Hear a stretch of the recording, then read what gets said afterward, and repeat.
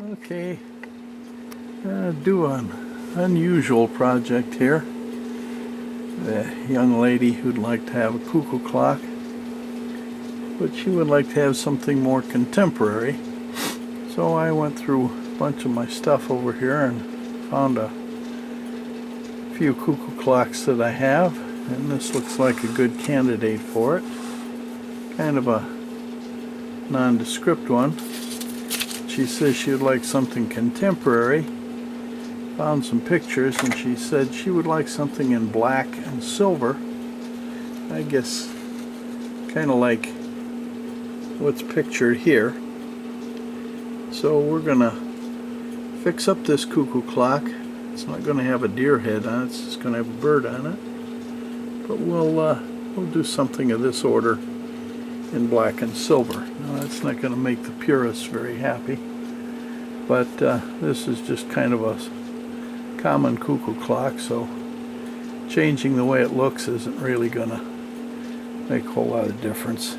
So I'm going to fix this one up in black and silver, do the movement, and get this cuckoo clock to that young lady. So the first thing we got to do, of course, is dismantle this thing and take the movement out of it. So we're going to start. See, I get a container to put parts in. We'll start by taking the hands off. And in this case, see, this one says marked Germany on the front. So I'm not sure if that's after the unification of East and West or before, but the dial is not got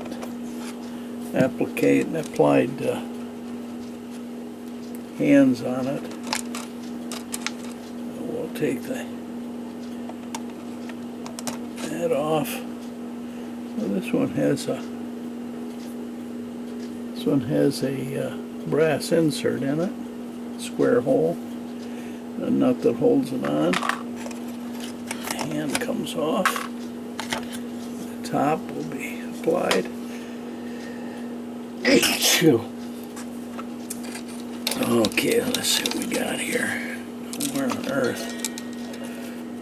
This has been sitting around in the house here in my pile of unknowns. I didn't even realize I had some of these cuckoo clocks over there. It's been sitting probably for 25, 30 years. So we're going to get this fixed up.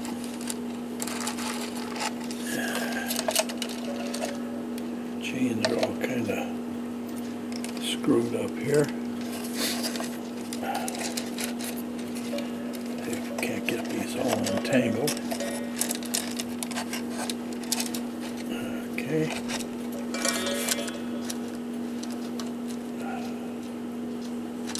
Yeah, I've been sitting over in the shop over there, in my other shop where I have my big lathe and milling machine.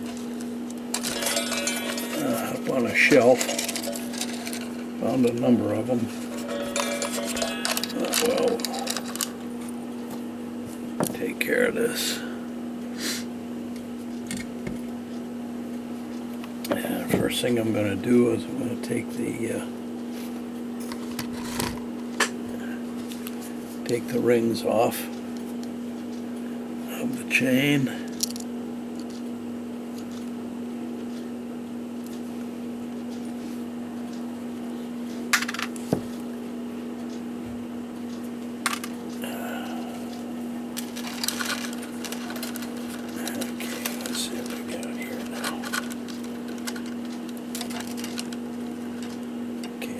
That one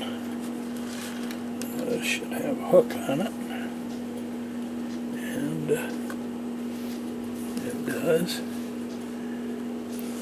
Let me see if I can move this. Move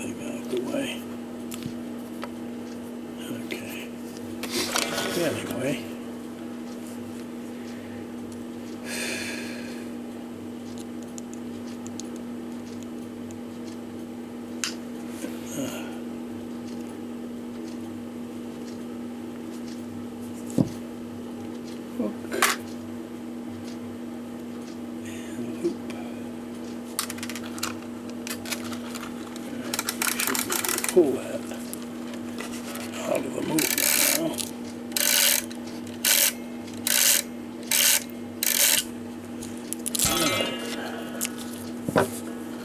One chain out.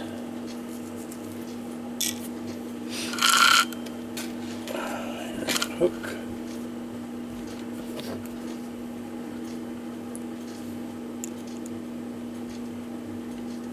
Pretty dusty. Been sitting around for a long time. Okay. Well.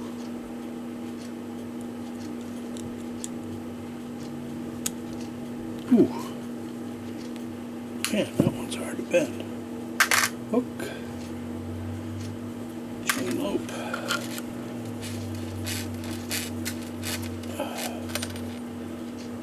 Alrighty.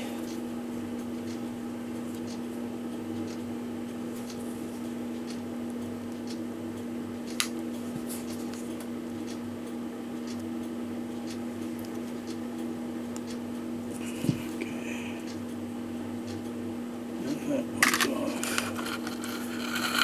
Now we can pull this out. Okay, chains are out. Hands are off. And we're going to remove this cuckoo completely. So I'm going to take the wire loop that's on the door. Bend it up. Take that out.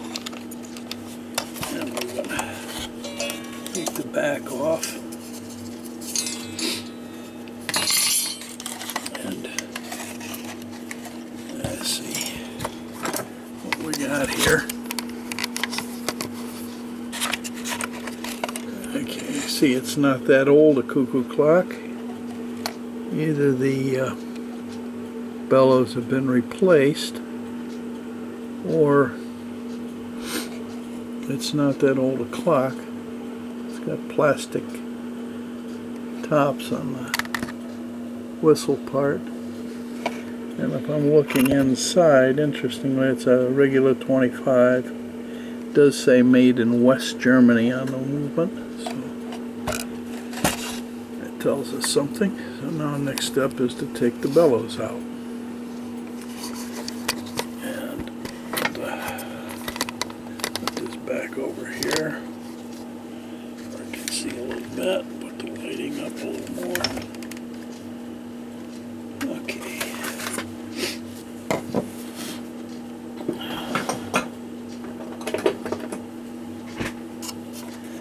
Bellows are held in with screws. Oh my goodness. That's pretty tight.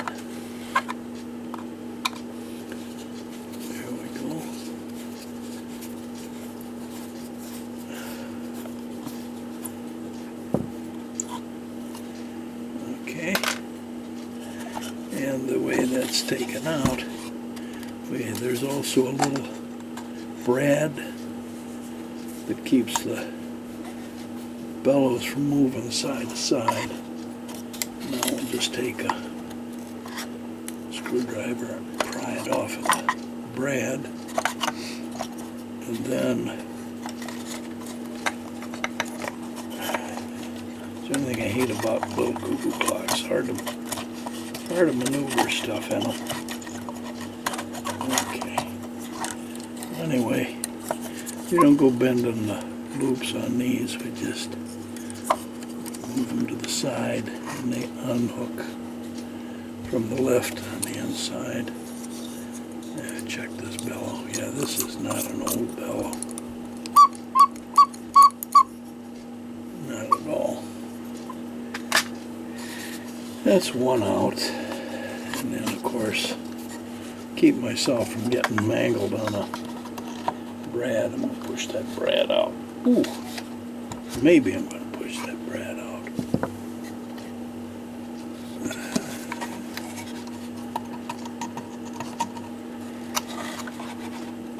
There we go, get it started. Pull that brad out of there so that I don't catch my hand on it. End up with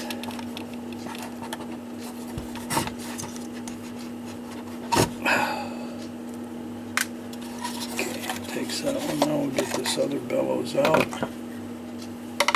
Take the screw off of it.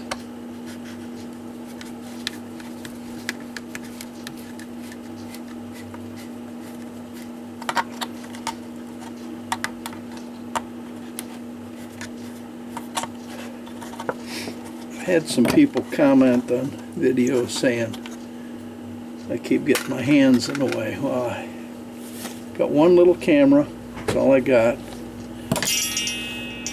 Sometimes it's kind of hard to keep my hands out of the way. So if that bothers you too much, don't bother watching, I guess. I'm going to do the job. I got to get my hands in the way sometimes. Alright, well, just get that off of that brad.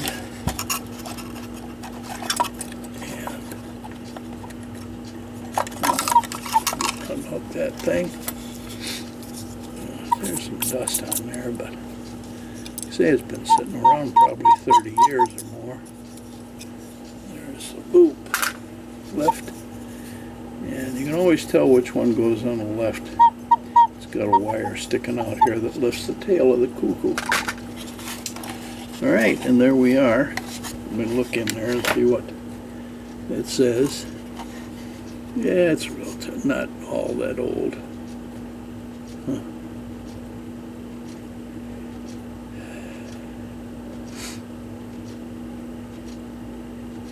It's a regular movement. The clock was made by Honus. That's the case. Made in West Germany. Regular 25. It says synthetic oil on it. Otherwise, nothing special.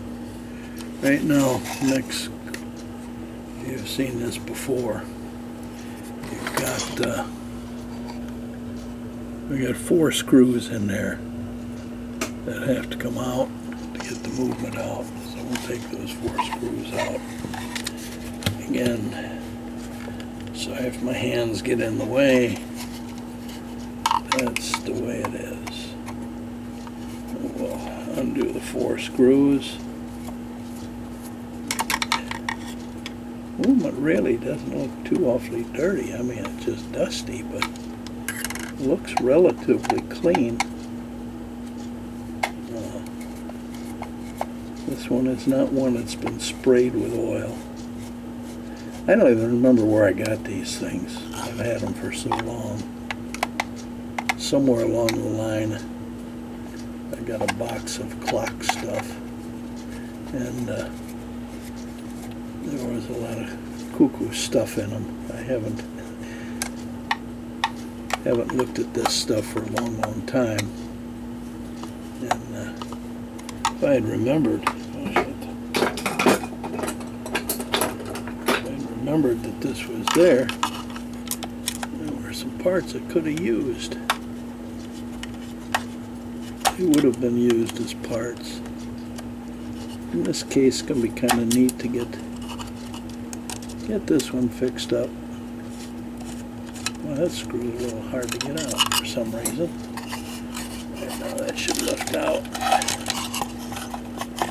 The only thing that's kind of in the way, sometimes it's just easier to take this pendulum leader off. And to do that, you just got to bend this wire. Let me see if I got a screwdriver I can get in there. And bend that a little bit. And that'll come off. Get that pendulum leader out. That's the leader. And we'll lift this out. Okay, where are we on that now? Cuckoo tail.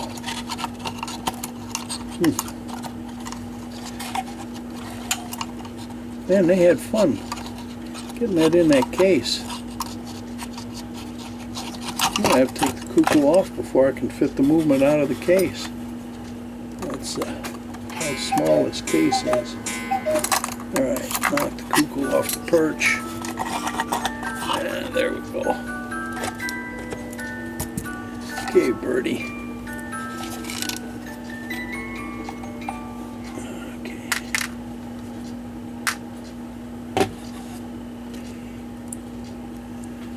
Okay. And there's the case. Not especially, it's not dirty. Speak of, it's got some dust in it. But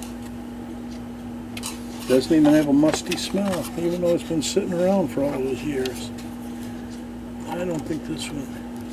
And it's, you can tell, relatively modern clocks too, because they use a lot of plywood. Pull that braid out of there. Anyway, we'll work on this clock case later on. Set it aside now. And let's take a look at the movement here. Let me see. Birdie, you can go over in there too. See, you can tell too it's a modern clock because bird doesn't have flapping wings, just a plain old plastic bird. Nothing special about him. So here's our movement. Let me bring this over this way again. Put this up here.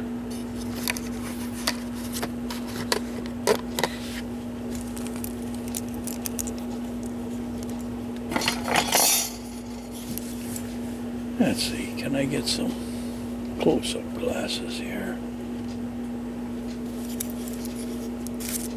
Just dust it off, get the dust off first. Not a whole lot of dust and dirt. Not a lot of corrosion. Don't see any rust. Not really tarnished that badly. Just some fingerprints on it. Plastic wheels. One you have to watch out for is this plastic wheel here. Sometimes it cracks and then that causes a problem, but I don't see anything there. Okay.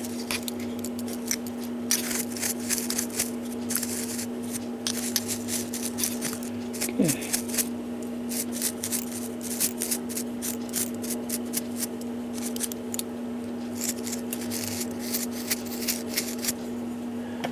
Alrighty.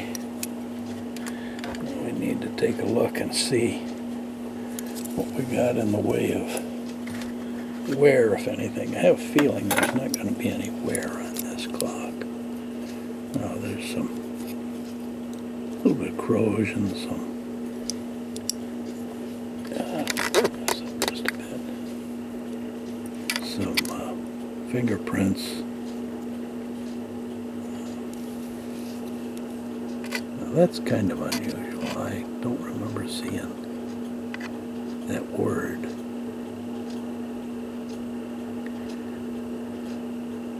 I don't even want to try to pronounce that word right there. Somebody out there wants to pronounce it, they can do that.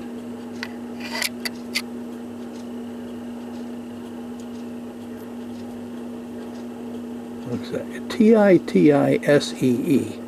Now, somebody could make a pretty nasty sounding one out of that, but anyway, Holmes and regular 25. Now let's take a look, see what we got here.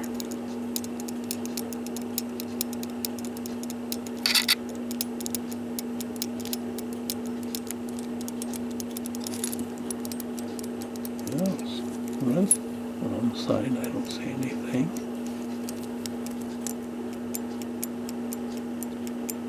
This is relatively tight.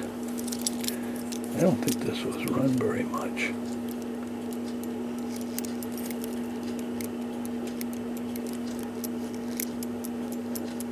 I'm not going to have to do any.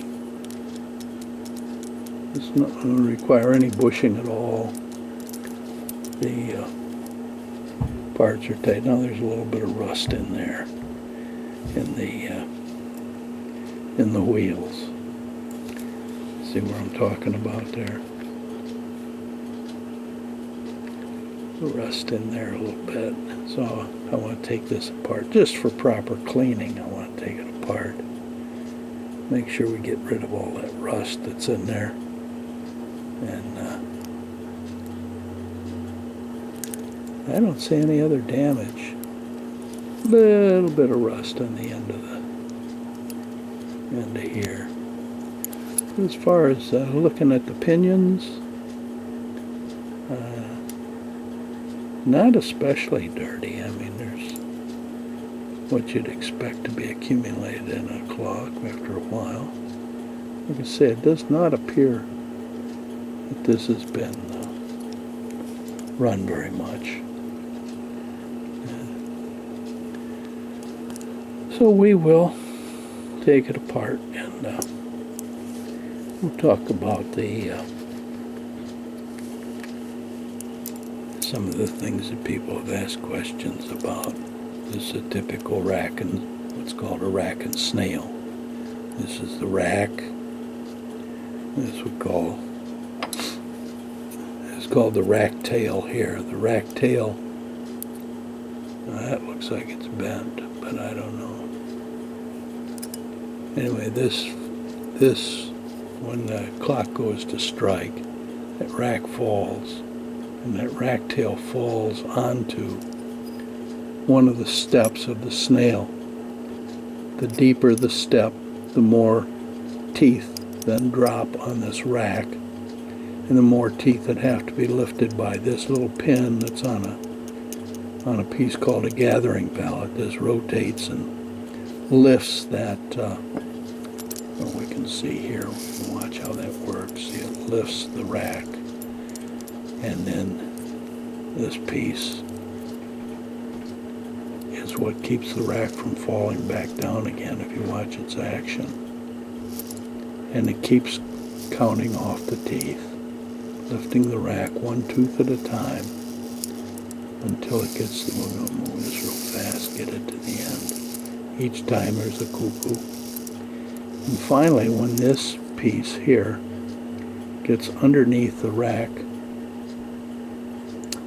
it can drop further, and then attached to the top of that lever, this piece up here can then drop in front of a pin on that third wheel inside the clock.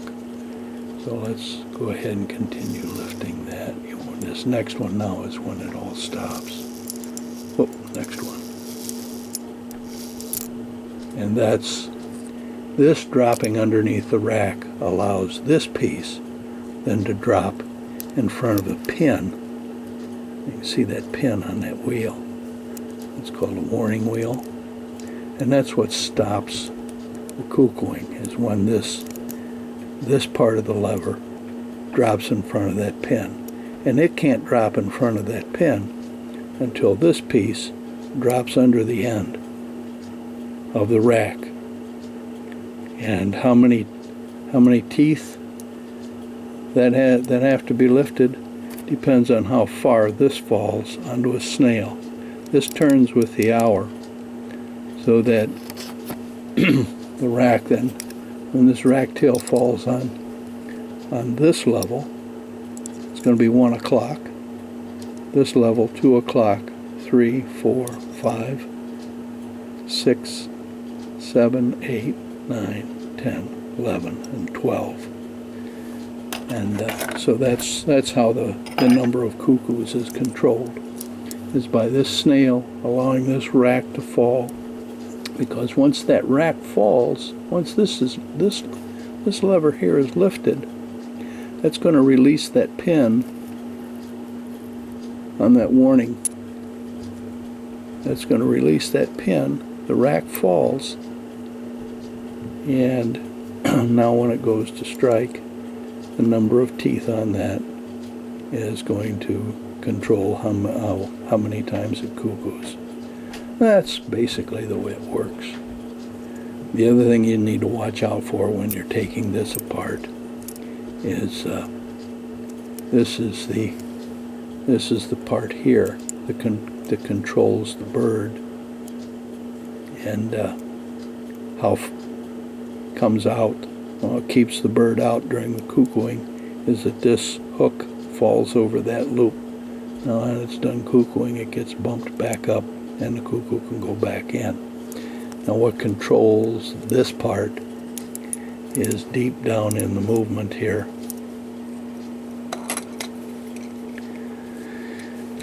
On the second wheel, on the same wheel that has the gathering pallet on it, on the same arbor. If you look deep down in here, I'll point to it. There are some little black tabs, or 2 black tabs. That black tab is what pushes out as it's running. That's what pushes. See how that operated? That black tab on the inside there pushes out on that lever, on that hook, keeps the bird out. That's what pushes the thing out initially. So when you put this back together, let's see where that's supposed to be. Okay, there it's in a locked position. Look in there and see where that black lever is. See it right here. So it looks like it's pointing to about 10 o'clock. Maybe not 10 o'clock, maybe 9:30. But you'll want to put that wheel back in so that that's where that black tab is. There's actually 2 of them. But that's the position you want it in. Let me trip that out again.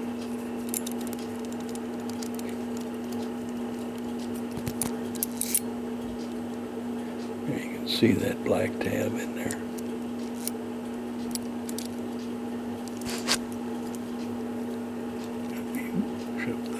Okay, here it is. There's pushes the cuckoo out. See, there's the 2 tabs. See the 2 black tabs going around there?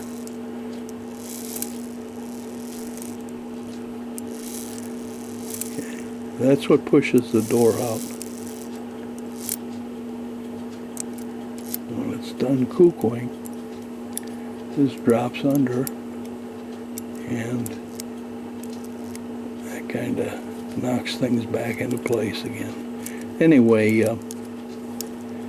you want to make sure that those black tabs are approximately in that location. Otherwise, you're going to end up with a cuckoo door stuck out, or a cuckoo door that doesn't quite operate right. So, anyway, the only thing I can see that's really a problem here, dirt one, is when I go to trip this. Notice how sluggish that rack should drop real quick, and it's very sluggish. And that's why you don't want to oil this at all. Don't oil these bearings, because that'll make this work sluggish. Or sometimes what'll happen is this goes to set the strike, and if that is gummy at all, then the rack won't fall. Well, if the rack doesn't fall, you're not going to have a proper cuckoo. See, that's very sluggish. So when I take this apart and it gets cleaned, then it'll drop real quick. We're going to take this apart now.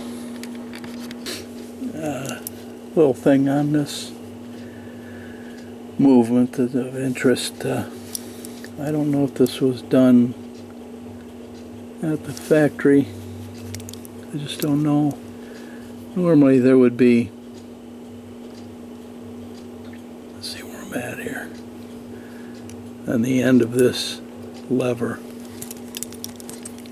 here, so it would protrude out a little further with a little loop on it that you could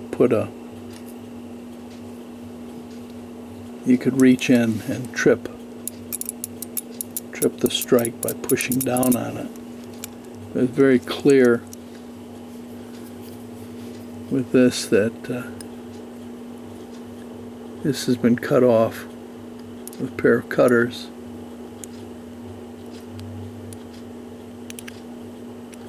So that little loop that's normally there, a little extension, has been cut off. I don't know why they cut that off, except on that lever. This is relatively new. You can see there's a spring in here. This whole mechanism could have had, but it's in too small a case. In a bigger case, another feature that can be offered, and if it were on this one, there would be not just 4 holes in the bottom of the case, there'd be another hole in the case with a wire sticking out, and that wire would be another piece on the end of this arbor, and you can see there's a place for an E-clip on it. There would be a wire on here, a piece on here that would the wire would have a stepped piece that could push this in. And the reason for pushing that in, what happens when you push that in, is that the end of this lever is where the detente is. Down on the other end of it, in the front here, is the detente that is lifted by the cams on the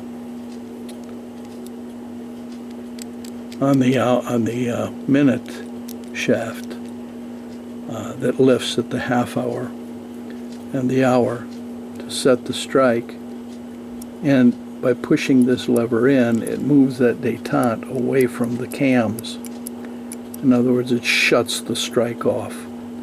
And people would use that in a clock that has that feature, would use that to shut the cuckoo off at night, because a lot of people complain that the cuckooing in the middle of the night wakes them up. This doesn't have that feature. The parts aren't there, and this piece has been cut off. So anyway, that's why there's this goofy looking little spring here. It's to allow that arbor to be pushed in and move the front of the lever away from the cams, and that shuts the strike off. But those parts aren't here, and the case doesn't have an extra hole for the wire that you would have a little wire you'd push up at night, and that would shut the cuckooing off. So this has been probably just, they use the same movement for every model that they were making, but they just cut it off. Remember that Regula makes the movement, and they're making movements for basically almost everybody now. And people buy the movements from the company, and that's they make the cases and stick the Regula movement in them. Anyway, we're going to take this thing apart. So we'll start on the we can start on the back here.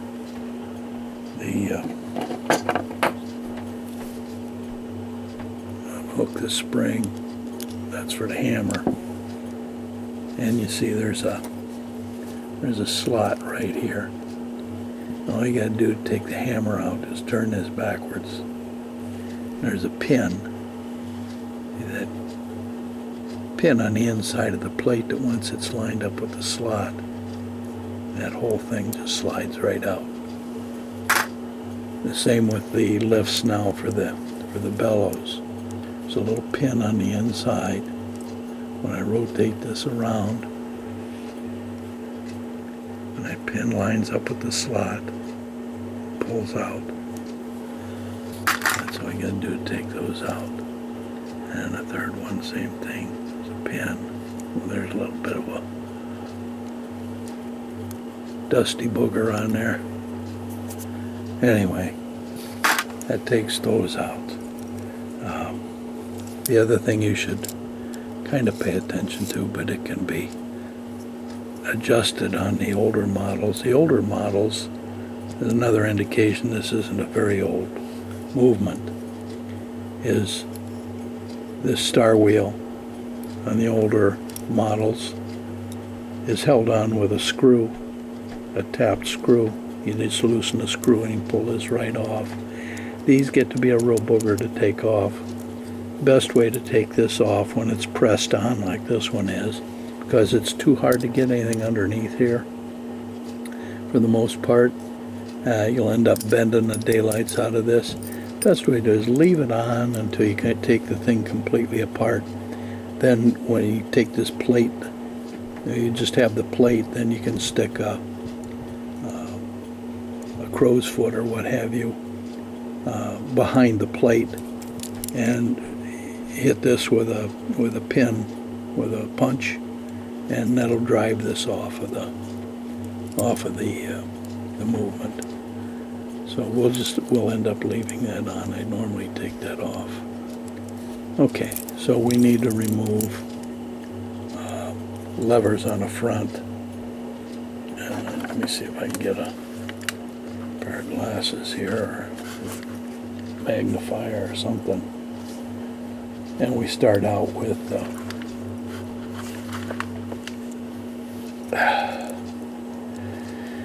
if we want to take the snail and the rack off, we've got to take a C-clip or an E-clip off of here, and then there's a washer over the intermediate wheel that keeps this from coming forward.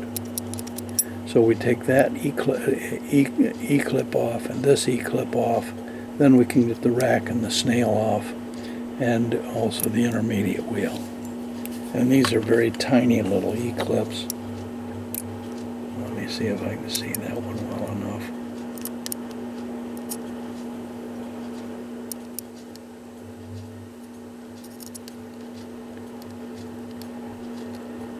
Good idea. Keep a supply of those E-clips around too if you're going to mess with cuckoos, because they have a tendency sometimes to fly off and get lost. I mean, that's a pretty tiny little clip. So we'll put that one in there, and then we will take this one off as well. And just push the ends out.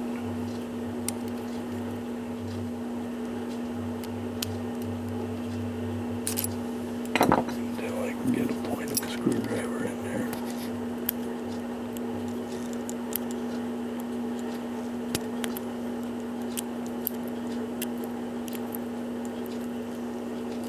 There's a little tiny one. Okay. Once those E-clips are off, then these parts can, well, we gotta take that washer off first. Lift that washer out. And then these parts come off. Usually it's snail, unless this is turned the right way. This rack and snail have come off at the same time.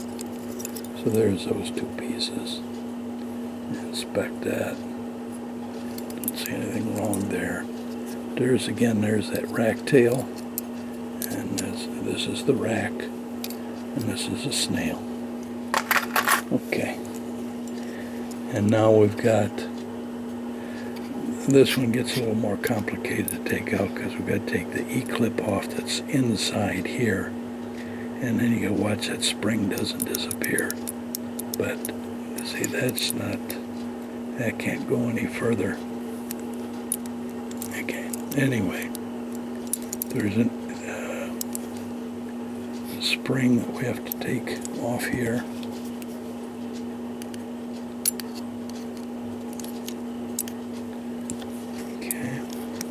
Rotate that till it unhooks on the top. Take that out,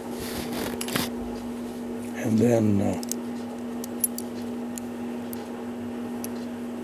for this lever to come off, the E-clip that's holding this one on is inside the plate. So we have to take that E-clip off.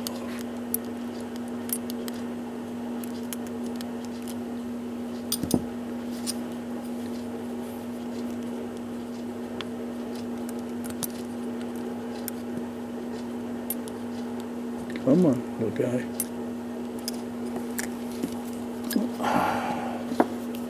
With this camera in front of me and the magnifier in front of me, really not. There we go. Able to see that very easily. Okay. There's that little clip. That comes off. And then that allows this lever to be taken out. Again, this is the lever that the detente that goes against the teeth of the rack and falls under the rack. When that falls under the rack, at the end of the rack, then this detente can drop in front of the pin on the warning wheel. So that's how that operates. And this is the little pin that rides on the gathering pallet that lifts this up and down with each rotation. Okay, now to get this lever off, we've got to take the E-clip off of here. And let's see if I can do that. Grabbing hold of it with these pliers. No, I need to.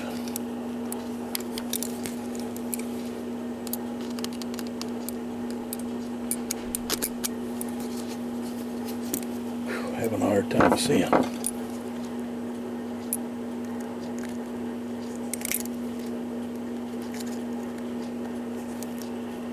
Okay, just pull it off. Okay.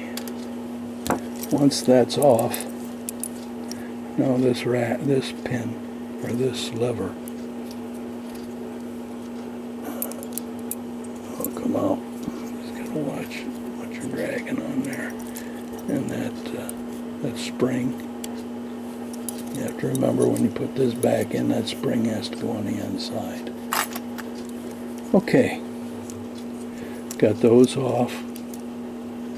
Now basically, the center is not going to come out without a puller. We generally leave that in. Taking a quick look here. Make sure we don't have anything else that's screwed up. Yeah, everything's tight on that.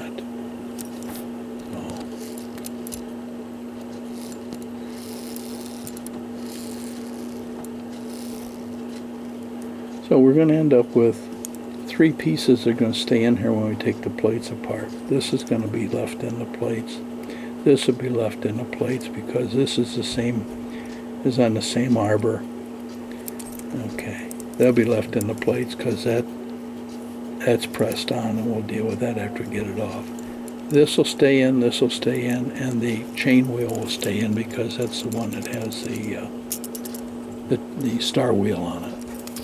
And now we can take the plates apart by removing these 4 screws, or those 4 nuts. Oh, this is the intermediate wheel. It comes off, fell right off of that little shaft there. All right, so we will take a look now for, let me see, might as well get a,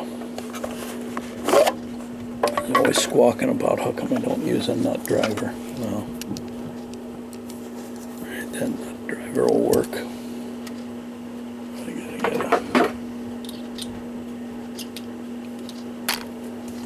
okay, so we'll now loosen those. I wonder if that's screwed on. No, it's not, it's pressed. It used to be you could remove this too because it would screw into the plate, but now they press it on. I don't believe it. Yeah, that's pressed on now. Yeah, so I can't remove it anymore. They, like everything else, manufacturers look at a way to save money.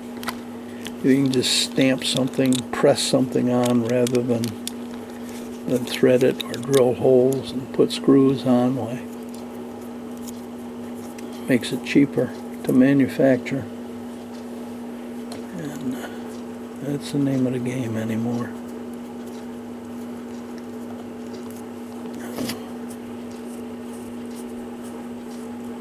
4 nuts out of there. And we can take this plate apart. Now remember, it's going to be kind of hard to take this apart because things are just going to fall everywhere. Remember that when you put this back together, that this little tab, this little thing here has to go in front of that flag on the bird perch, and that's coming out. And we'll see what we can get apart here. Okay,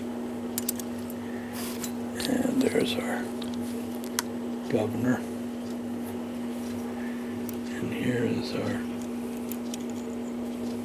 time side. I want to look at this wheel very carefully. Make darn sure it doesn't. Sometimes this cracks. And make sure we don't have a crack started anywhere. No, looking good. Don't see anything bent or unusual on the. Okay. It looks good. That one's not going to come out. This one comes out. Center's not going to come out. And let's see what we got here now. Well, this is the one with the, there's our warning wheel. It's got a little pin on it. And this lever is also held in with another E-clip. So to get it out, gotta take that E-clip off. Loosen it up. Get a screwdriver in there. Take that out. And now that comes out. Alrighty. Now the other thing you can do, if you look, there's that wheel with the black tabs on it that pushes the door out. Look where it is in relation to gathering pallet. These are on the same arbor. So if you just kind of remember that, look at the angle here on the gathering pallet. And look at the angle on that black tab back here. You see they are roughly parallel.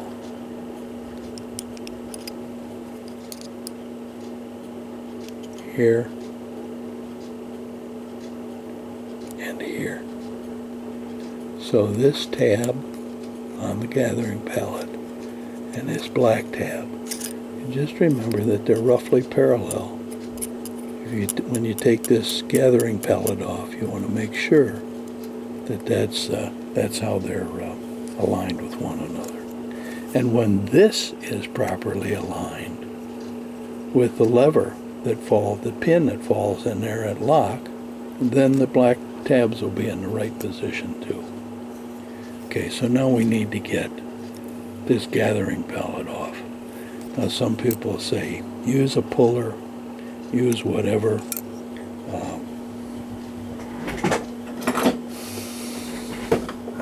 Basically, I'm not going to try to do this on camera because it gets too awkward.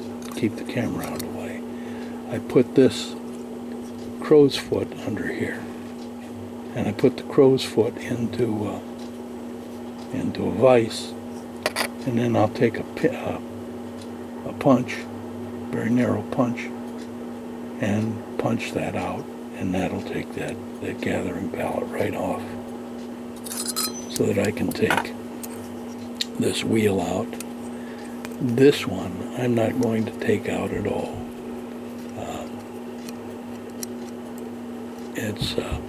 It's not worth it. I know there's nowhere there. It should really be taken out if you want to do the most thorough job of cleaning.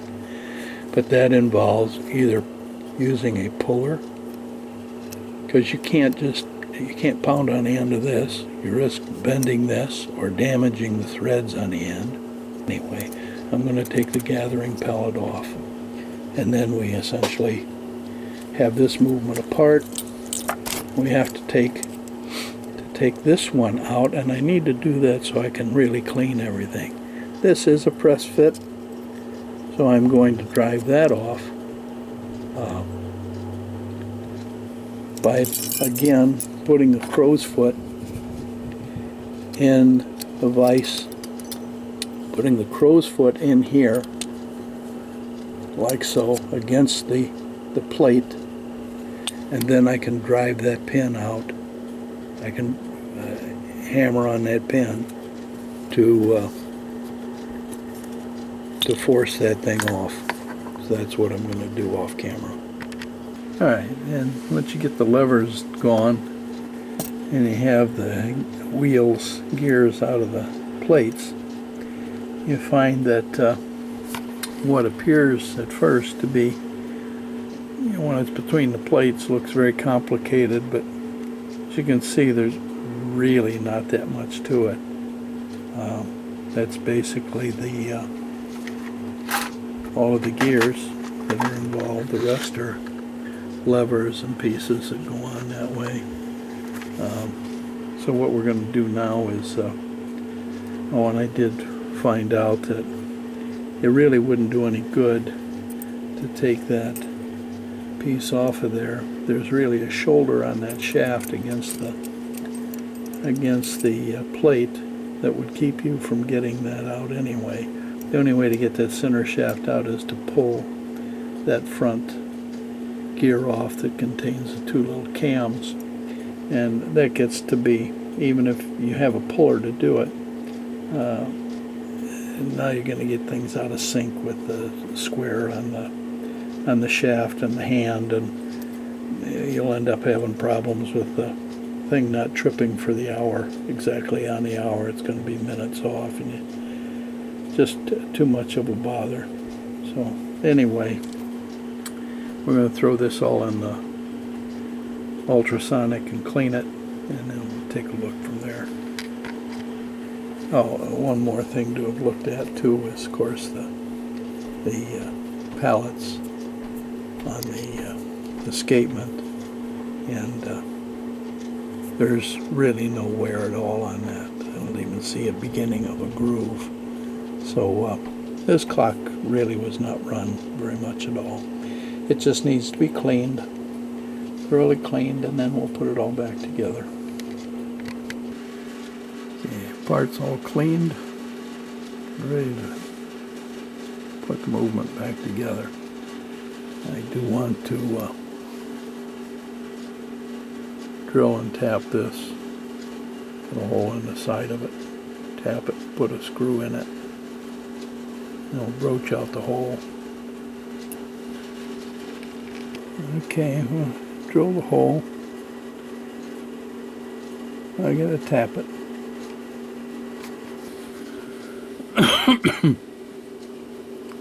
Right, this is a tap. It's a 264 tap. And show you what I did with it. It's already tapped, but that's the size I used.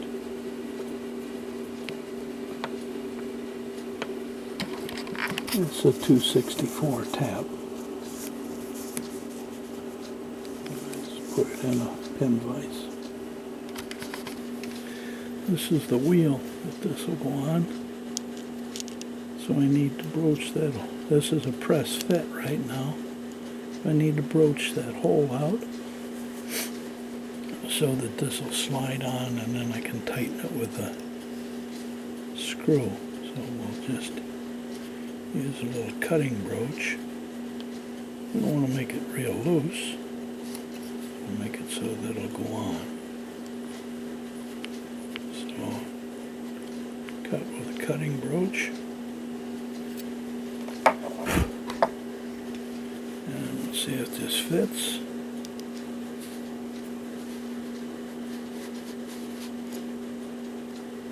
It's getting close. Gotta do just a little bit more out here in the end.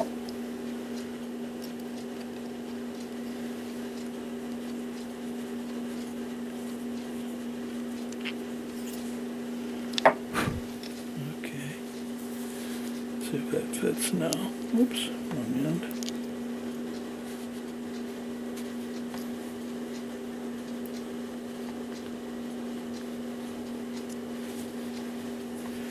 Just a little bit more.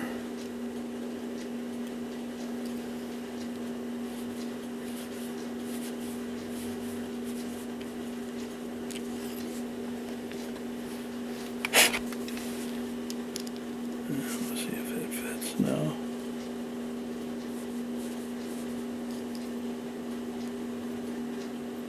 That's very close. We've got to go on the inside now, just a tad.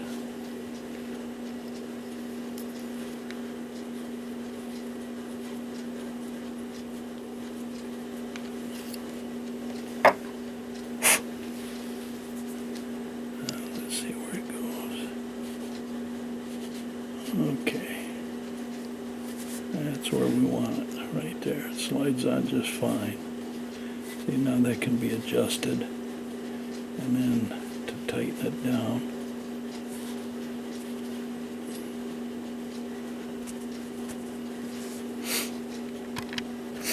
And then I have some 264 screws that I've saved a long time ago. Computer screws.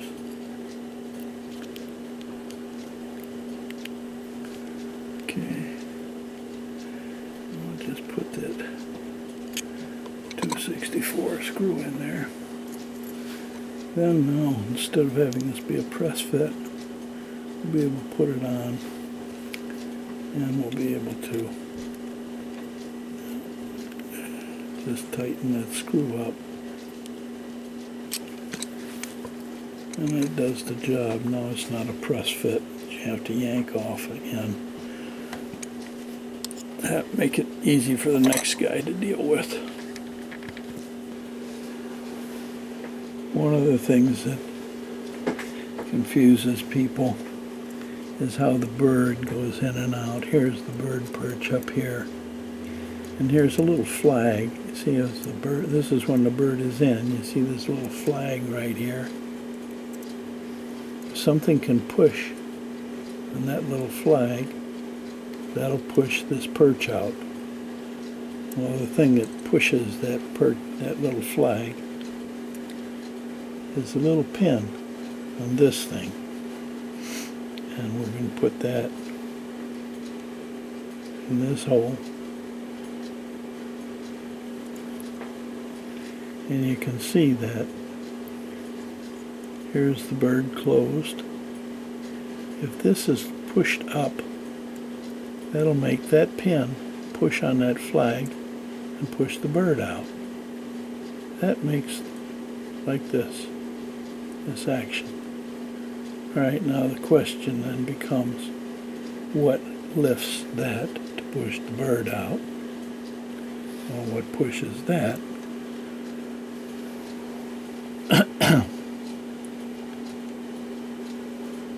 This is the arbor that on the outside of the plate holds the gathering pallet. And there's those two little black tabs. When you put this in here, and that rotates, then that tab lifts up on that lever, which pulls the bird out. And that's how that works. Okay, now what keeps the bird from coming in and out? I gotta take this back out. There's this little guy. And when we put this on here, actually that's gotta go on the inside. This has to go on first. And then a E-clip will hold that on. And now we gotta put this little guy in. And he goes here.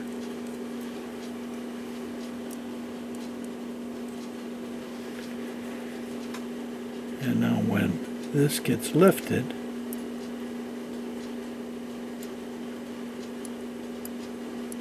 and that comes in, that hook holds it. That's what holds the door out. Okay. When everything is all done, this gets pushed up just a little bit. This kicks back out, and the door closes. Okay, that's the way that all works. So when you put this back in, this has to be in a position where it's going to be able to lift those things. Okay. But that's the mechanism that opens the door. This little thing has this little rod on it. Pushes on that flag. When this is lifted here, pushes on that flag and opens the door. And this hook hooks over the top of that thing to keep the door open until, and this is spring loaded, until this is released. Then this can slide back down and the door can shut. So putting this back together, first thing we do is we put this in and put that E-clip back on the top of it. Okay. This thing we'll put in when we start putting wheels in. Okay, so we'll start putting wheels in. Here's the this is the spike that, or the part that the star wheel goes on. This is the main wheel. Goes right in here.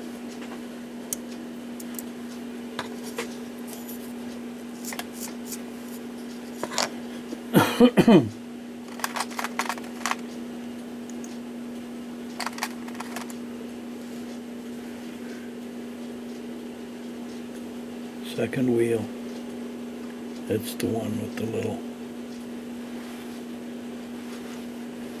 the shaft on it that the gathering pallet goes on. It's still got these little lifts on it, and it's going to go somewhere right about here.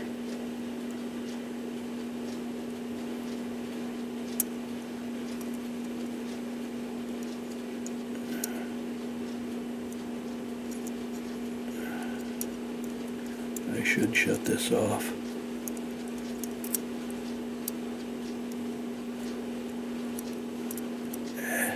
Little Dickens. Get in there. Okay.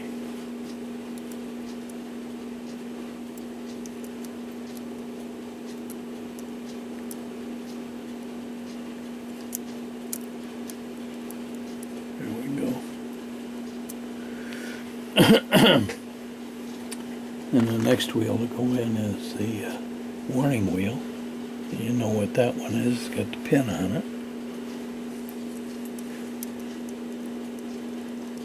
And remember that that goes up to the top.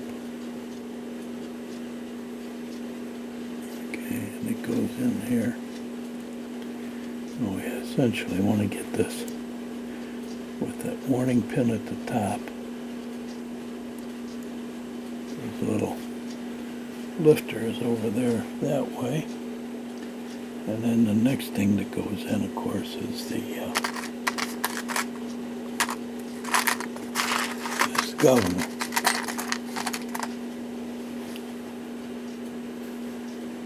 And that little guy goes right here.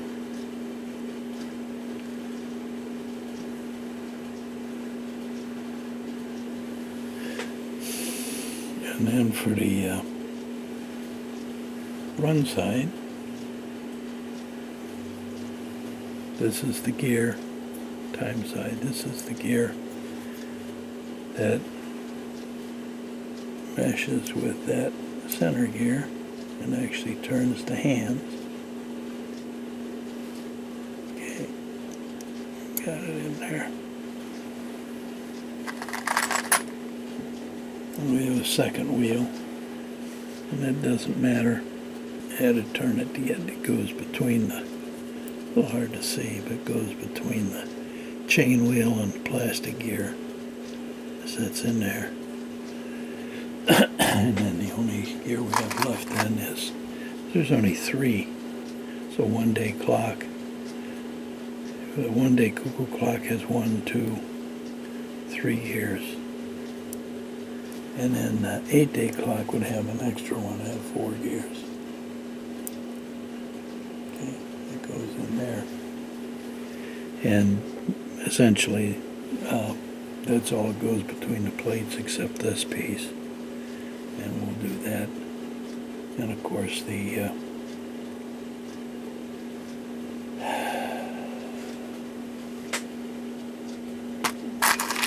pallets have to go in there. The anchor, that's got to go in there. So we'll put that in a second.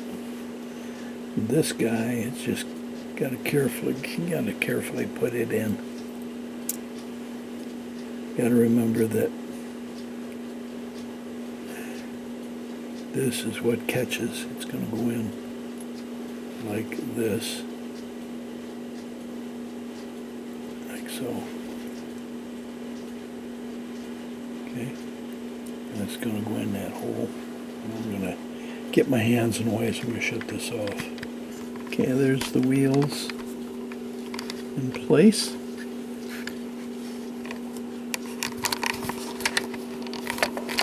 Like so.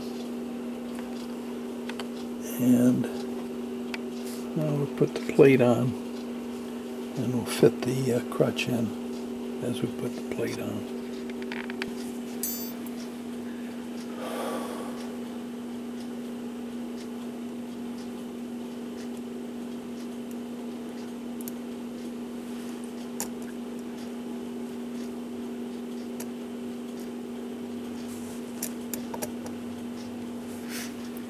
Now as you start to get that plate on the bottom, we'll put screws or the nuts back on, but we won't completely tighten them.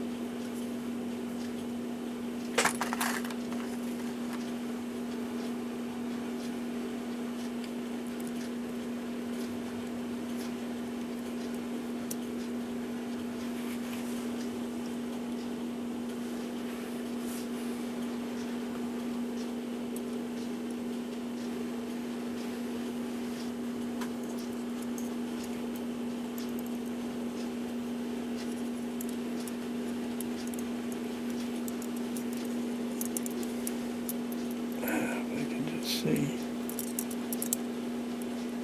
There we go. And now we just gotta fit the pins back in the holes. We just start a nut on this corner loosely. Whoops, dropped it.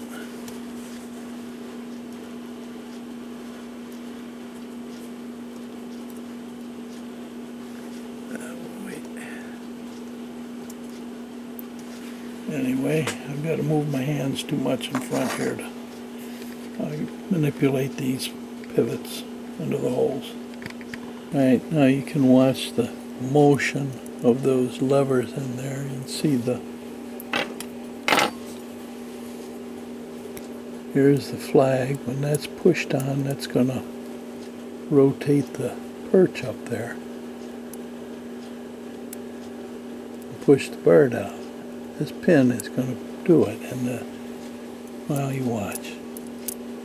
This is how it's supposed to work.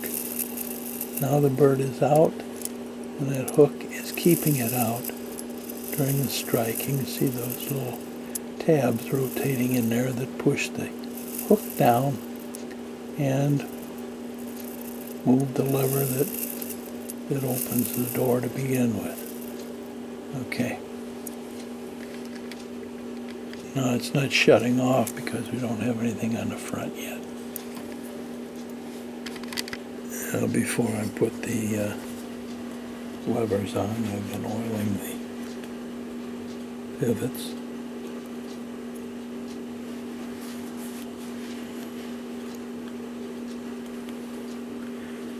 That are on the front.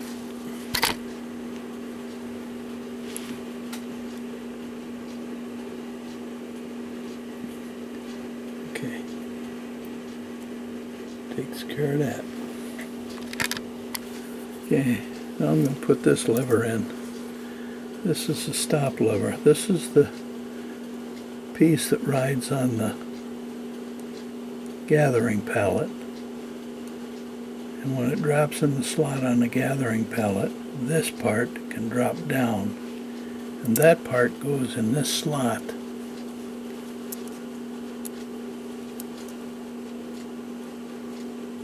Like so. That's the piece that drops in front of the warning pin to stop the motion. Now to install that, I've got to put an E-clip on the inside here. I'll do that. I should point out one other thing. This stop lever also has another detente here. It goes in here. And if you look, you can see that's going to hit this. What does that do? That's what lifts the hook back off of that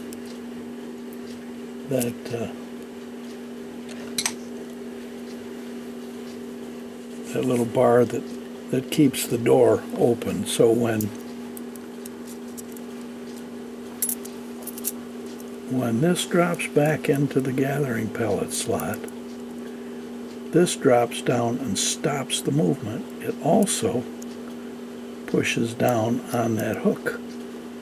If that hook is engaged, I'll show you here. There's the hook engaged. When this drops down, it bumps that thing and knocks the hook off of there so the bird door can close. And you can watch that again. All right, watch now. When this drops down, see the bird door close? Okay. Now, to get everything in place, I'm going to put some pressure on this, and we're going to watch the bird door, and we're going to release this so that it cycles one turn.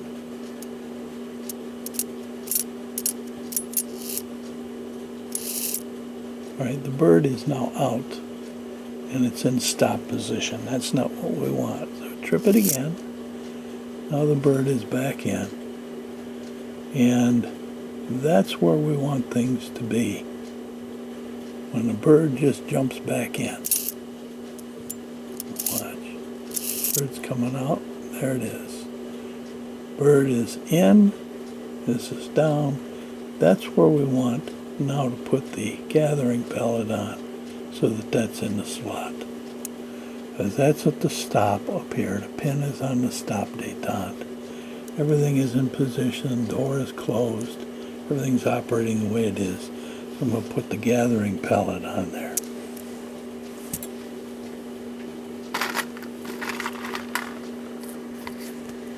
And the gathering pallet then goes on.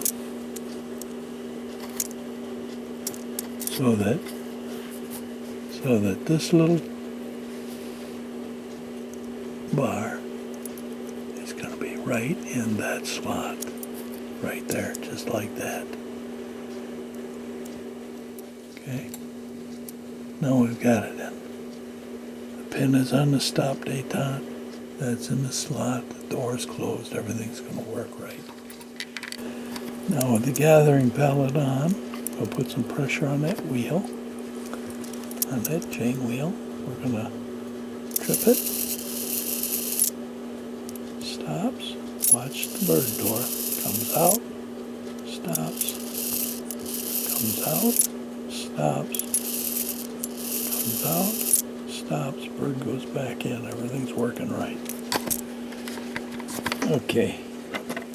Now that we understand how this works in relation with the strike side, we'll take it back out because this lever has to go in first. And this one has got a detente in here that's going to go in that hole, and the back side of it is what acts as the warning stop. So once the pin is released from the top, it rotates around and hits this part, and that's what puts it into warning. Okay, this wee little tab here is what starts everything, because it's what rides and gets lifted by the tabs or the cogs, the cams on the center shaft. I gotta answer the phone. Getting sick of those scam calls. Anyway, the cams on that center shaft lift this, puts the warning thing in position, and then this little pin is what lifts this other lever to get things started. So we got to put this one in, and it goes in here, and this is also the one that has that spring on it. I'm going to put back in and keep it in place. I got to find the spring. Okay, got the spring. So this goes in this hole.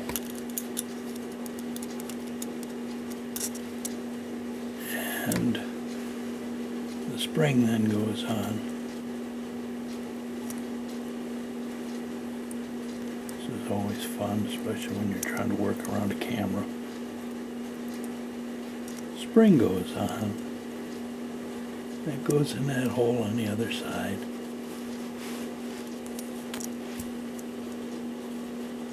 Okay. And then that spring has to be compressed. I gotta get this set. Get that in the slot. And the spring has to be pulled back because an E-clip has to go in the center of that hole. And it gets to be fun.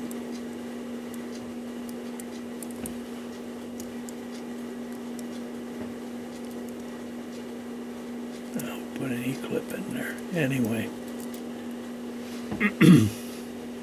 we'll do that. I'll put that E-clip in. What I'm going to do is we'll push that back, and then to hold it out of the way, I'll probably clamp it with a hemostat. Okay, we got the E-clip on there, and the spring is there, and that keeps it from pulling out. So anyway, so you see on the front, of course, there's the center shaft, and if you look, there are two cams. There's a short one and there's a long one. The short one is what sets the half hour. The long one sets the hour. So with that lever in place, now we can see what's going to happen. Let me see what I got here. Really weird. Okay. Anyway, that cam lifts that lever. That lever, then over here, it's being lifted up, and if you look inside here, this is where the warning lever, I can roll it now. The warning lever now hits that, so I can't run anymore. Now it's in warning. When it reaches the hour and drops off, then that other side can continue to turn. And we don't have that other lever in to stop it now, so it continues to turn. All right, the next half hour, that's lifted and gets in the way. That's what makes the thing go into warning. It stops that. This pin up here has gotten released, runs around, and hits the warning pin. Okay. All right. At the same time, when we put this other lever back in, let me roll this back again. When I put this other lever back in, the one that rides on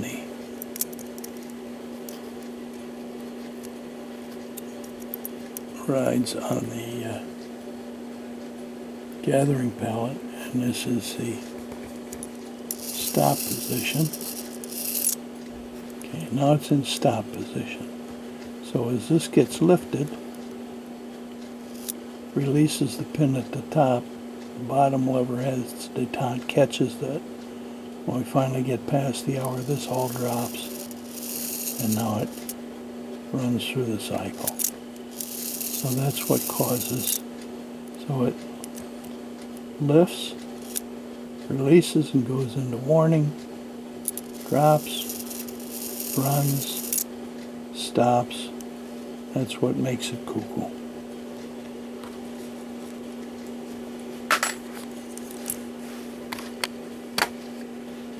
Note that none of these gets oiled. They should just be free to drop. If you put oil in them, they're not going to drop freely. And then they can start gum up, and then the next thing you know, you have a cuckoo that doesn't work. So leave all of these things unoiled. Do not put oil on those pivots or on those arbors. They should run just like that. One will go for the rack, and one will go for the washer that goes over the intermediate wheel. So we got the snail, we got the rack, we got the intermediate wheel. So the intermediate wheel got to go on this little post. Come on, baby. Like so. Then this is going to go on along with the rack, but we got to be kind of careful because it's kind of hard to get these things on at the same time. We want to remember that this little tail is what's going to drop onto the snail, and it should be set so that at the hour, so what I want to do is I want to set this so it is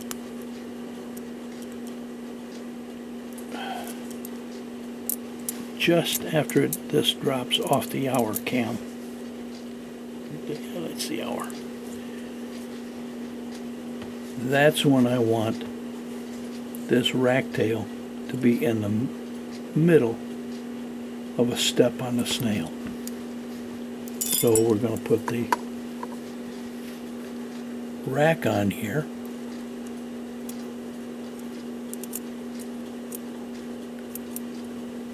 There will be an E-clip that goes on there. We're going to put the snail on. Now, the problem is that the snail has to go, or that rack has to go between the gear and the snail. So, best thing to do is kind of slide them on at the same time. Like so. Alright. Put this all the way in. Okay.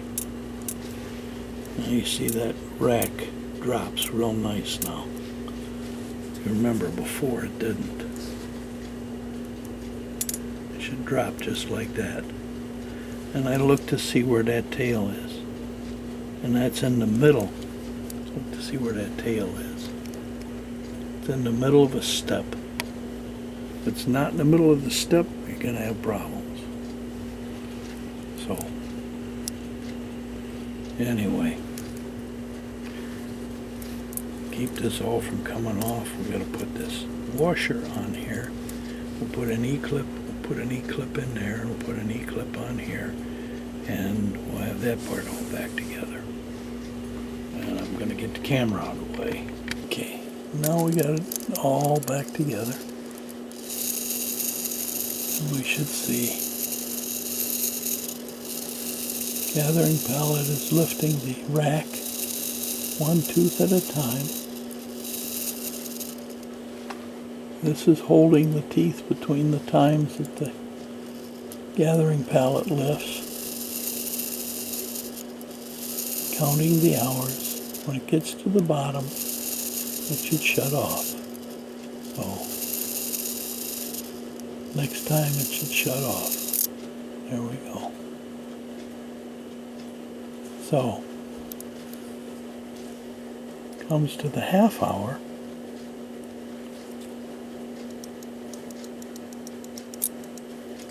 It doesn't even, it just releases things, so it only strikes once. When we get to the hour, the rack will fall.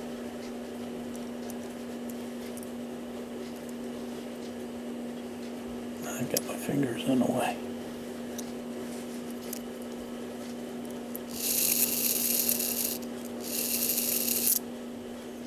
Okay, anyway.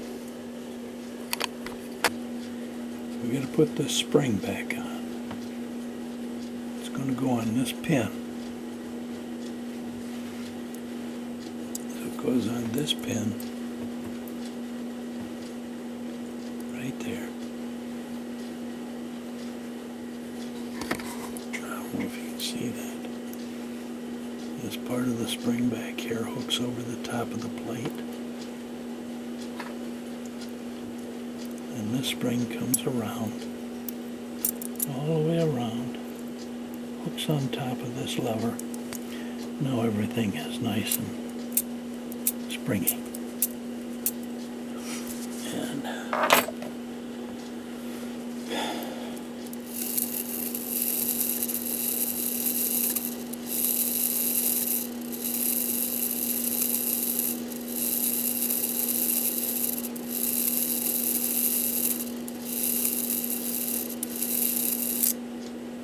okay, so I've had a lot of questions when people repairing these.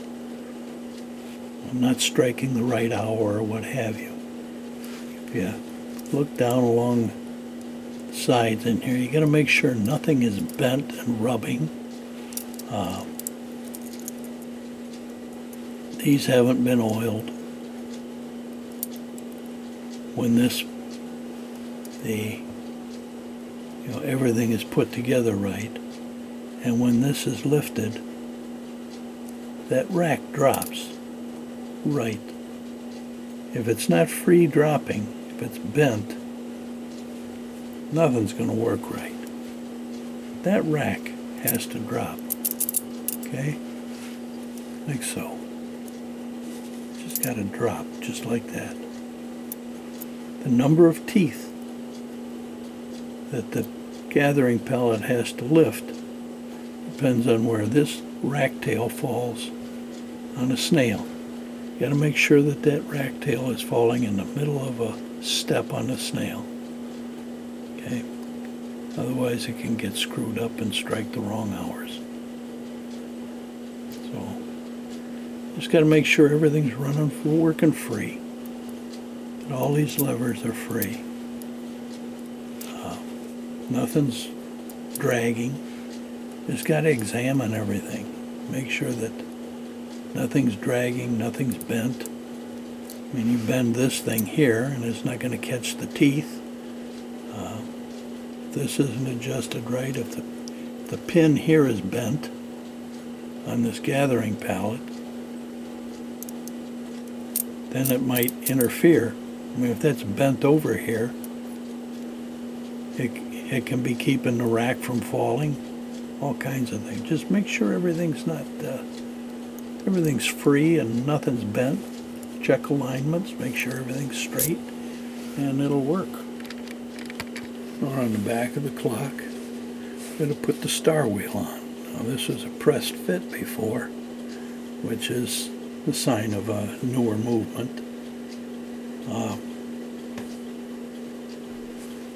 I drilled and tapped a hole on the side and broached out the hole in the center so that this now just slips on, like so, and it can be adjusted. And once I get it adjusted, I'm going to start out with these being about, well, start out with it like this, with two of the teeth. Trying to imagine, here's what we got to deal with. We got to deal with the cuckoo levers. And we want them, the longer one goes on the bottom. We put those in this way. There's a little pin here. So the plate is going to go between those two pins. Goes on the bottom. Slide it in so that little pin goes through that slot into the back hole. And then this rotates around. Okay.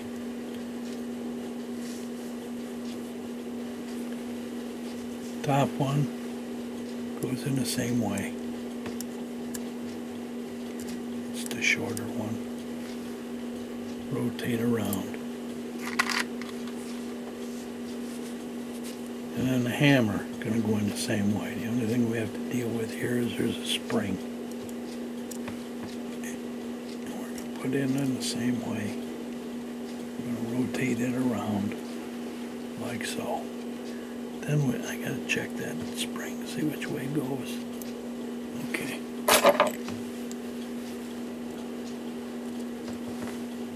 Dang, I can't see. Okay. Spring on this side. Got to go around and hook up here in this little slot. You see this slot up here?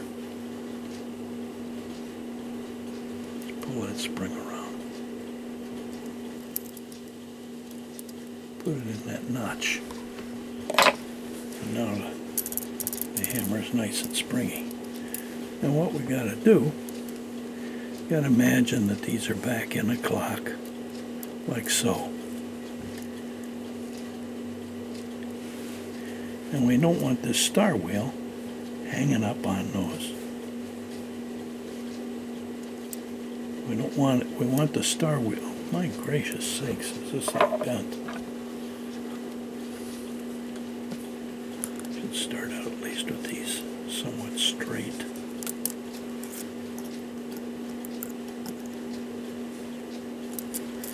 Okay, anyway.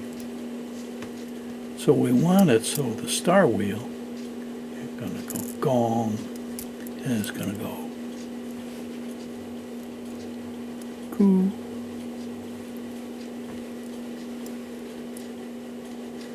Coo. And you want that wheel to be in a position where it's right after it's released that second lever. And so let me tighten that up.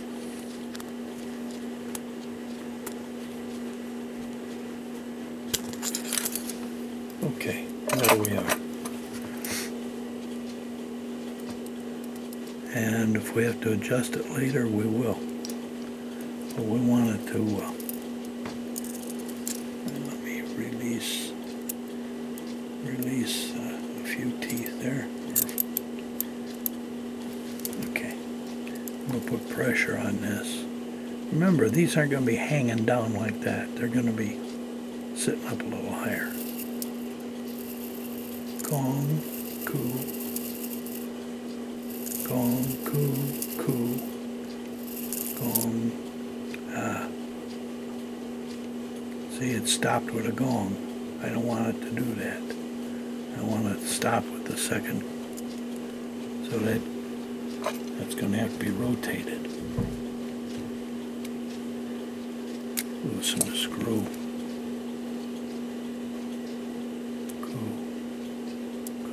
Right there.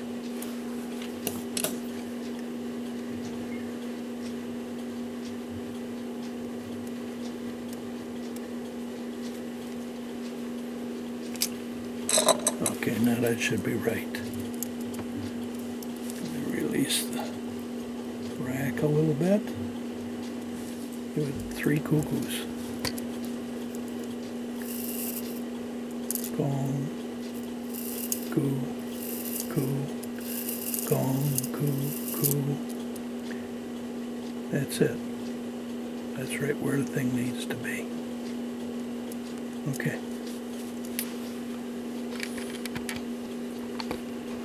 So the movement is now done.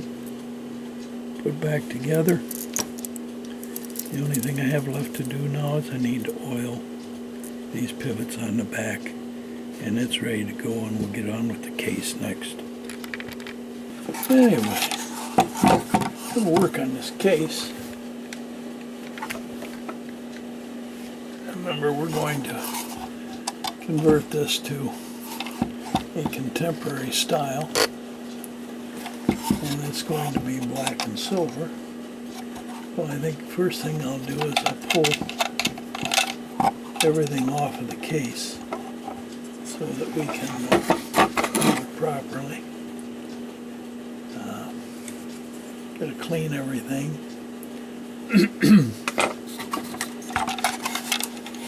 See whether these are glued. Looks like it might be glued. Yeah, those are glued.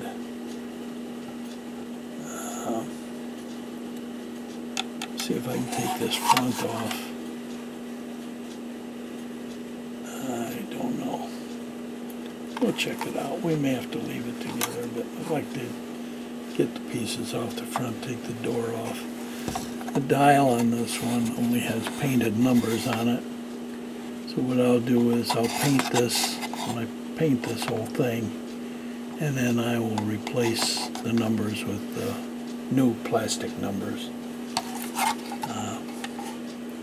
But we'll end up taking this apart anyway. Okay, at the front off was held on with 2 brads through the bottom front and 2 brads through the roof and the top. Like being very careful, I was able to pry it off. Get rid of those brads.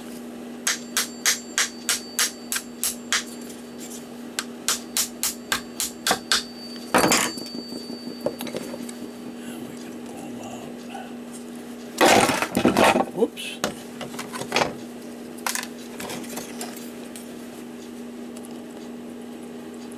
That's weird. Put on with a nail gun. They're definitely modern. Okay. We can clean that up, sand it up, and this will be painted. I think we'll paint this probably black, like the leaves silver. We'll see how that goes. Anyway, the dial is held on with 3 little tiny brads. We'll take the door off, and that'll be about it. The edges of this door frame kind of rough looking, so I'm going to use a little wood filler and fill in spots here where it was stapled. Just clean it up so we get a nice clean paint job on it. Okay, we've got some black acrylic. I'll pour some in a container here, and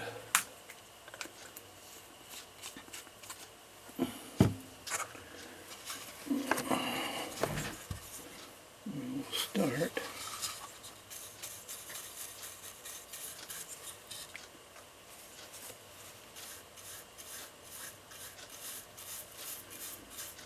This roof. We'll probably end up with a couple coats on here.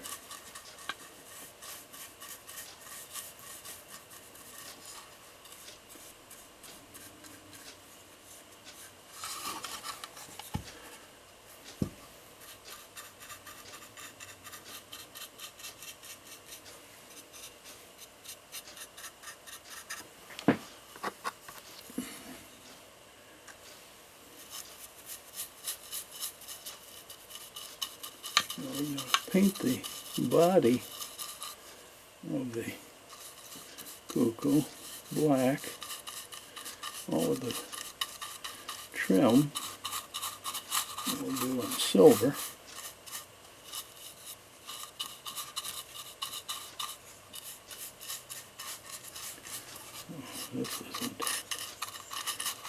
in here very well.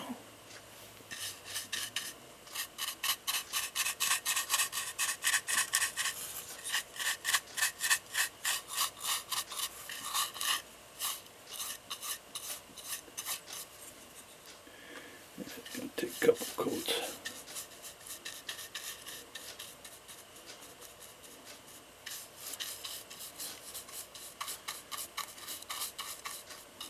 I may have to get a softer brush to get in there. Let me try. Brush. See if that gets in there. Ah, that's better. Getting into those little dimples that are on the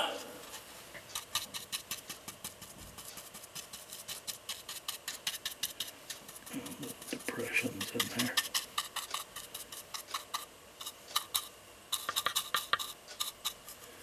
That's much better.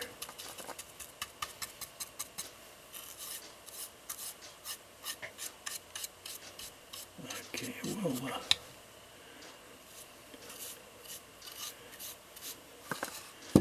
I'll let that set up. It'll be dry fairly quickly.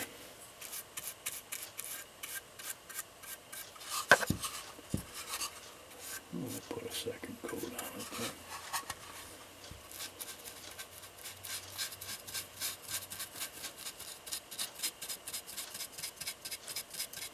Yeah, a lot of you aren't going to be real happy with doing this to a cuckoo clock, but this thing's been sitting around 40 years or more. There's nothing special about it. It's a typical regula, and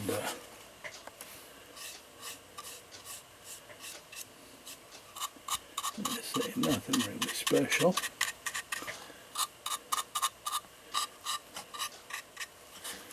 Oh, we'll turn this into a contemporary style.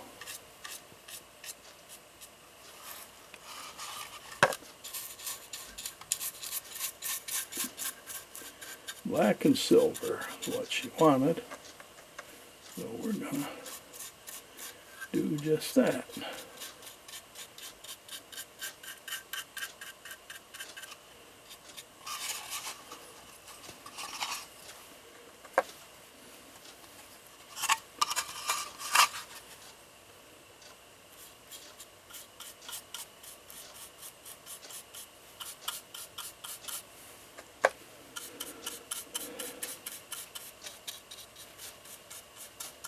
Cooking along here pretty good.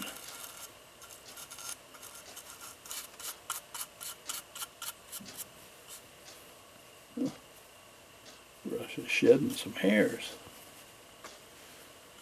Okay, I'll have to get those off.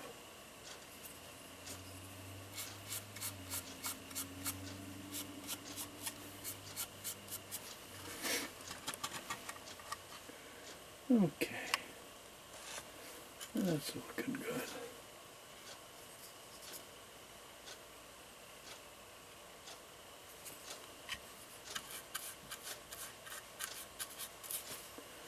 Alright, I'm not going to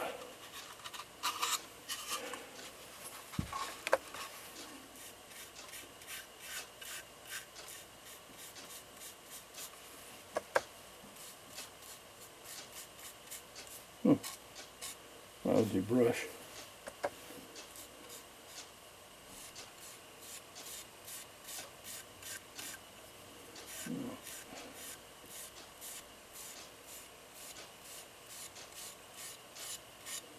Let's get a coat on here. And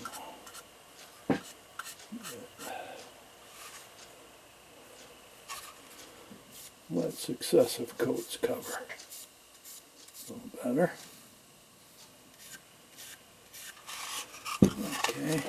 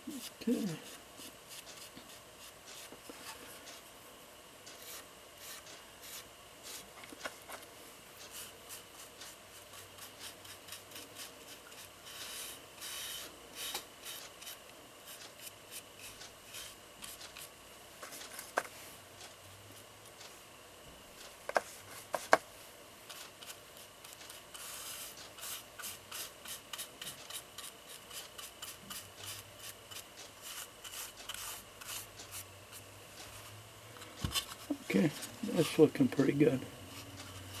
We'll let that dry and then put a second coat on later.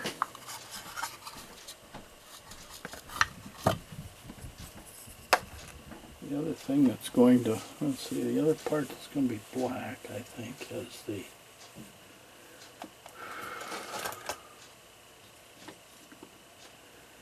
I think I'll do the trim here in black on these, and we'll do the leaves and the bird in silver.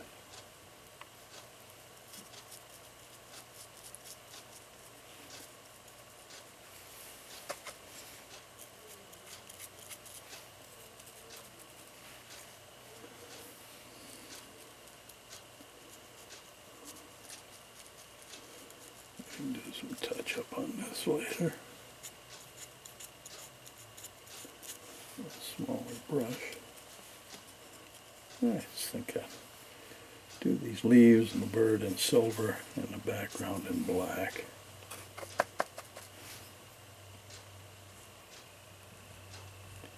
This trim work in black.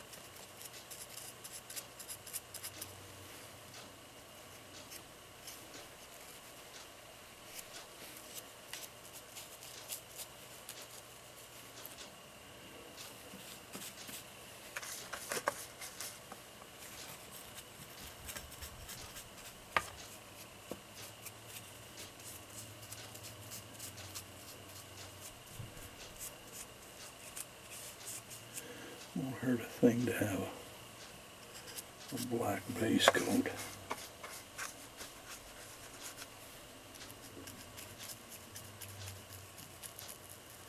Under silver, if we end up doing that.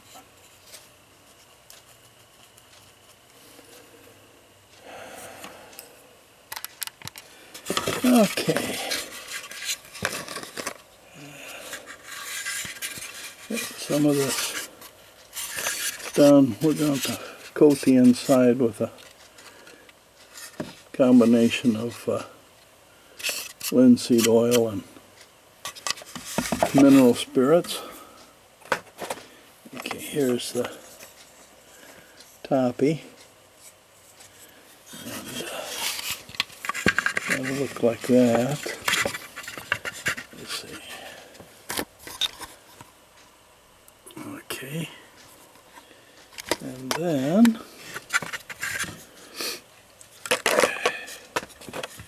there's the front piece. We'll go on here like so. And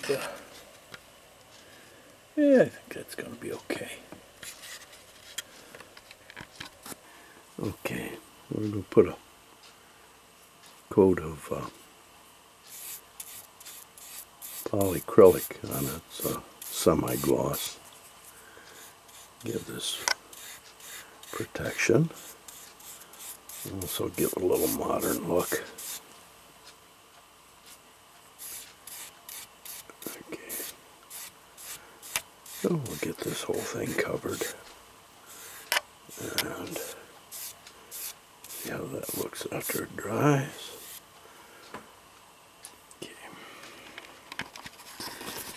Alright, I'm not going to show exactly how I went through doing this, but these chains are steel chains that were brass plated. I put them in cleaner. They were pretty rusty. Cleaned them for quite a while. Then after I cleaned them, I put them in isopropyl alcohol to remove any grease and water. And then I coated them with liquid gun blue. I just poured a little bit in a container, let them soak in it, and that's turned them nice and black, or blue-black, and that'll go real nice with the case. So now I'm going to put these back in alcohol, dry them out, make sure that they don't rust anymore, and they'll be ready to use.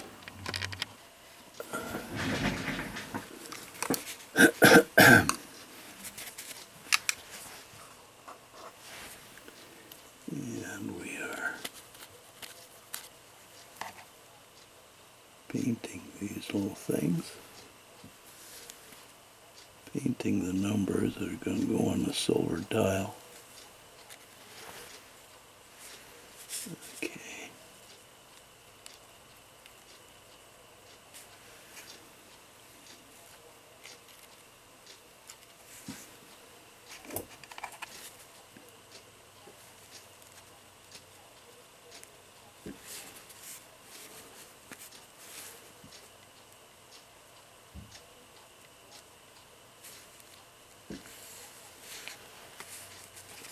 Tedious. Oops.